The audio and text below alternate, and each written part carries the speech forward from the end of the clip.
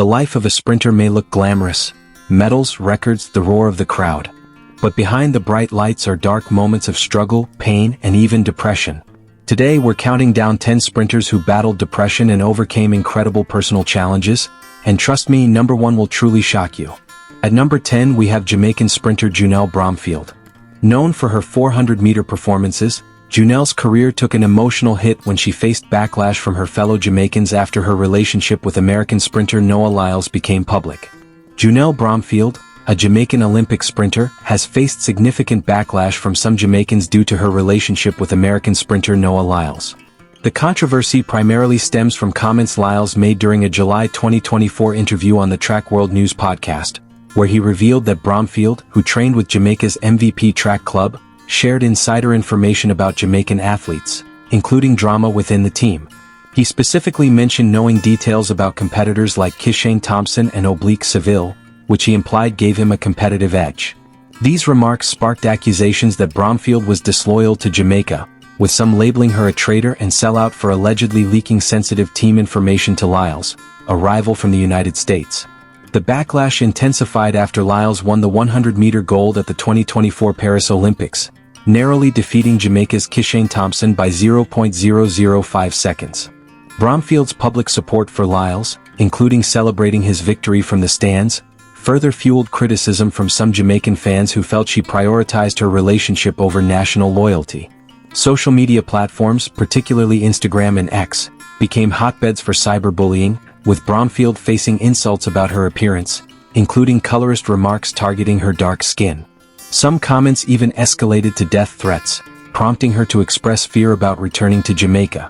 Bromfield addressed the hate directly on Instagram, stating, "I honestly thought we were past colorism in Jamaica, especially as a nation that is filled with black people," and emphasized her pride in her complexion, saying, "Calling me black is not an insult. This black is gold." She also clarified in an interview with Sim Soul Sessions that she was not seeking forgiveness from her critics, instead calling out those who attacked her late mother and family in her DMs. I mean, during the Olympics and even before, I had to turn off my inbox because I was getting death threats from people. I had Jamaicans in my inbox saying that they wish my foot gets broken when I'm running at the Olympics, and if I come home they're going to basically kill me. So I didn't feel like it was the right time, even though I wanted to go back to see my family, to go home. She highlighted the lack of celebration for Thompson's silver medal, noting that Jamaican fans focused on criticizing Lyles because he defeated their very own Kishane Thompson, rather than appreciating their country's achievement. Criticism and negative comments about her personal life left her emotionally drained, but she chose love and kept her focus on the track.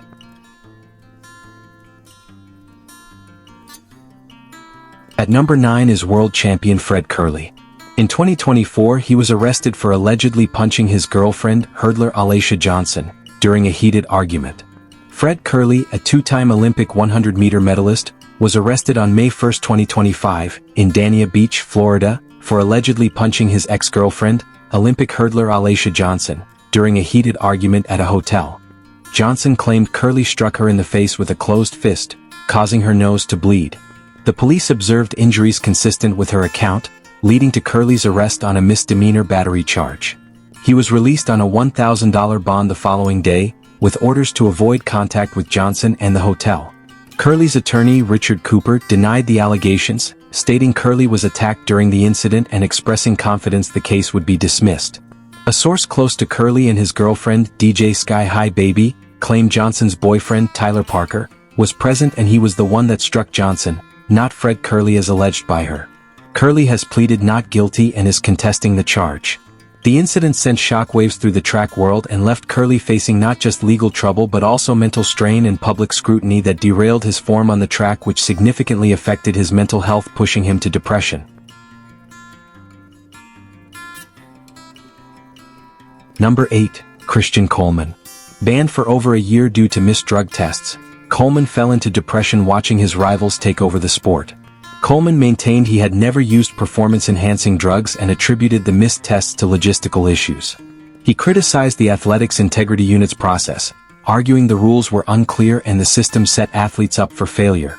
The Athletics Integrity Unit, however, emphasized that Coleman had been warned after his first 2 failures, and the third violation warranted the suspension. After serving his ban, Coleman returned to competition in 2022, winning the 100-meter at the Athletissima Lausanne Diamond League and later earning a silver medal in the 4x100-meter relay at the 2024 Paris Olympics. The suspension remains a controversial point in his career, with some fans and analysts arguing the whereabouts system is overly punitive, while others stress the importance of strict anti-doping measures. No further violations have been reported since his return. Even after his return, he struggled to find his form, losing races he once dominated. But with patience and determination, he's climbing back toward the top. Moving next to number 7. Sha'Carri Richardson. After losing her mother just weeks before the 2021 Olympics, Sha'Carri tested positive for marijuana and was banned. Sha'Carri Richardson tested positive for THC, the main psychoactive component of marijuana, after winning the women's 100-meter at the U.S. Olympic Track and Field Trials on June 19, 2021 in Eugene, Oregon. The positive test resulted in a 1-month suspension from the United States Anti-Doping Agency, USADA, starting June 28, 2021, and the disqualification of her trial results, which barred her from competing in the 100-meter at the Tokyo Olympics. Although her suspension ended before the women's 4x100-meter relay, USA Track and Field did not select her for the relay team, causing her to miss the Tokyo Games entirely. Richardson explained that she used marijuana to cope with the emotional distress of learning about her biological mother's death from a reporter during the trials, describing it as a triggering and nerve-shocking experience. She took responsibility for her actions, stating, "I know what I did. I know what I'm supposed to do, and I still made that decision." The use occurred in Oregon, where marijuana is legal, and was deemed unrelated to performance, leading to the reduced 1-month sanction after she completed a counseling program. The grief and public criticism sent her into a deep depression. But she has overcome those dark days, finding her confidence again and proving herself as one of the best sprinters today. At number 6 is Shelly Ann-Fraser Pryce. After giving birth, Shelly Ann battled postpartum depression, injuries, and the weight of expectations as a new mother and elite athlete. Shelly Ann-Fraser Pryce, the Jamaican sprinting legend and 3-time Olympic gold medalist, faced significant challenges after giving birth to her son, Zion, in August 2017. Postpartum depression was a major hurdle, as she struggled with the emotional toll of motherhood while maintaining her status as an elite athlete. Physically, she battled injuries post-pregnancy, including issues with her knees and hamstrings, which are common for sprinters recovering from childbirth due to changes in body mechanics and the demands of training. The weight of expectations, both self-imposed and from fans who saw her as Pocket Rocket, a national icon, added further pressure. Fraser Pryce spoke about the difficulty of returning to elite-level competition, as many doubted whether she could regain her pre-pregnancy form after taking time off in 2017. Despite these challenges, Fraser Pryce made a remarkable comeback. In 2019, she won the 100-meter gold at the World Championships in Doha, clocking 10.71 seconds, becoming the oldest woman, at 32, to win the title and the first to do so after giving birth. Next is number 5, Dina Asher Smith. Injuries and public criticism hit her hard, especially during big championships where she couldn't perform her best. As Britain's fastest woman with national records in the 100 meters, Asher Smith has faced immense pressure to deliver medals at global championships. Her 2019 World Championships performance, where she became the first Briton to win 3 medals, 200-meter gold, 100-meter silver, 4x100-meter relay silver, raised expectations significantly. However, her inability to secure an individual Olympic medal has led to criticism, with some fans and media questioning her ability to perform under pressure at the biggest stage. Asher Smith has spoken candidly about the emotional impact of injuries and criticism. After the 2021 Tokyo Olympics, she described needing to remove herself from negative environments to focus on the 200 meters, showing her determination to stay mentally strong. In October 2023, Asher Smith parted ways with her longtime coach John Blackie, who had guided her since age 8, and moved to Austin, Texas, to train under a new coach. This decision, prompted by Blackie's mobility issues and her need for a new training environment, drew mixed reactions. Some fans supported the move as a bold step to reinvigorate her career, while others questioned whether it would yield results, especially after her 2023 World Championships disappointment. The transition was seen as a risk, with public scrutiny intensifying when she failed to medal individually in Paris 2024. She admitted those setbacks led her into a dark place mentally, but she kept working, kept believing, and continues to fight for her place among the world's best. At number 4, Elaine Thompson-Herah. Years of pain from a chronic Achilles tendon injury pushed her into depression at times, unsure if she'd ever run at her best again. Thompson-Herah's Achilles tendon issues began after her historic sprint double, 100-meter and 200-meter gold, at the 2016 Rio Olympics, where she also won a silver in the 4x100-meter relay. The injury, described as a chronic, overworked condition not severe enough for surgery, has been a recurring problem, causing pain and limiting her training and racing capabilities. She has openly discussed the physical and mental toll, noting in a 2021 interview that the injury had been bothering her for almost 5 years, and caused her to fear missing the Tokyo Olympics. The Achilles tendon, critical for sprinting due to its role in explosive movements, has been a persistent niggle for Thompson-Herah, as she admitted in 2024, "I have not completed a season where I'm not having niggles or pain." The injury flared up significantly during the 2024 season, culminating in a small tear that forced her to withdraw from the Jamaican Olympic trials and miss the Paris Olympics. But her determination paid off. She came back to dominate at the Tokyo Olympics and prove her doubters wrong.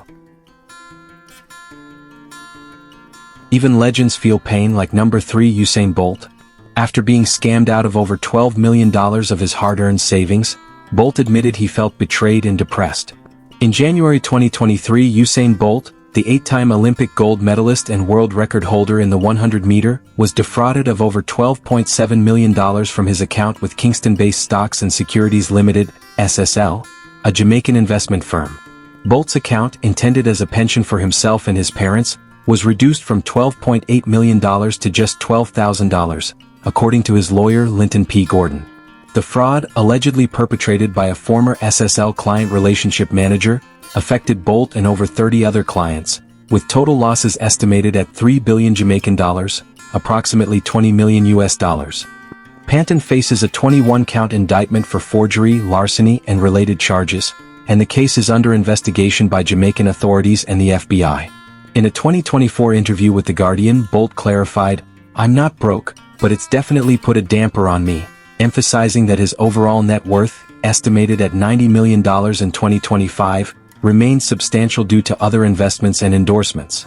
With his trademark positivity and strong support system, he's moving forward and focusing on his businesses and family. At number 2, Gabby Thomas. Just before a major season, doctors discovered a tumor on her liver. The news sent her into a spiral of fear and depression. In May 2021, just weeks before the U.S. Olympic trials for the Tokyo Olympics, Gabby Thomas, an American sprinter and Harvard graduate, faced a significant health scare when an MRI, conducted to investigate persistent hamstring pain, revealed a tumor on her liver. Initially, Thomas remained calm, aware that the tumor could be benign, but her concern grew as doctors increasingly mentioned the possibility of cancer. In an interview with The Washington Post, she recalled, "The more I started talking to doctors, the more they started saying the word, cancer." This uncertainty was mentally taxing, with Thomas describing it as crazy mentally to train and compete under such stress. Thankfully, it turned out benign, and Gabby used the experience as fuel to come back even stronger. And finally, at number 1, a story of unimaginable pain, Tyson Gay. In 2016, his 15-year-old daughter Trinity was tragically killed in a shooting. On October 16, 2016, Trinity Gay, the 15-year-old daughter of American Olympic sprinter Tyson Gay, was fatally shot in the neck during a shootout in the parking lot of a cookout restaurant in Lexington, Kentucky, around 4 a.m. Trinity, a promising track athlete at Lafayette High School, where her father also competed, was an innocent bystander caught in the crossfire between two vehicles, a gray Dodge Charger and a dark-colored sports car with tinted windows. She was not in either vehicle and was struck by a stray bullet while with friends. She was taken to the University of Kentucky Medical Center, where she was pronounced dead at 4:41 a.m. This loss compounded earlier challenges for Gay, who was stripped of his 2012 Olympic 4x100-meter relay silver medal after a 2013 positive steroid test, and faced disappointment in Rio 2016 when his relay team was disqualified for an illegal baton exchange. Trinity's death remains a profound personal tragedy, with Gay continuing to honor her memory. Tyson Gay fell into a deep depression, questioning his faith and his purpose. But with time, support, and immense strength, he found the will to keep going and honor his daughter's memory. These sprinters remind us that even the strongest among us can stumble, and that it's okay to ask for help, to grieve, to heal. They all overcame their struggles and showed the world what true resilience looks like. If you found their stories inspiring, please like this video, subscribe for more, and tell us in the comments whose story moved you the most. See you in the next video.